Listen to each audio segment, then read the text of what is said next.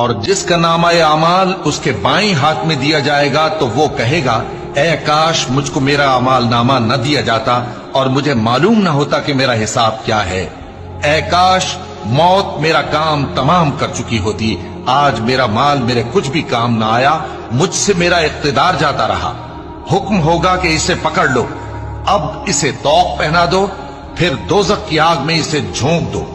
پھر زنجیر سے جس کی لمبائی 70 گز ہے جکڑ دو۔ یہ نہ تو اللہ عظمت والے پر ایمان لاتا تھا اور نہ فقیر کے کھانا کھلانے کی ترغیب دیتا تھا، سو آج اس کا بھی یہاں کوئی دوست نہیں اور نہ اس کے لیے کوئی کھانا ہے سوائے زخموں کے دھون کے، جس کو گناہگاروں کے سوا کوئی نہیں کھائے گا۔ سو میں ان چیزوں کی قسم کھاتا ہوں جو تم کو نظر آتی ہیں اور ان کی جو تمہیں نظر نہیں آتی، کہ یہ قرآن ایک معزز فرشتے کا پہنچایا ہوا کلام ہے اور یہ کسی شاعر کا کلام نہیں، مگر تم لوگ بہت ہی کم ایمان لاتے ہو۔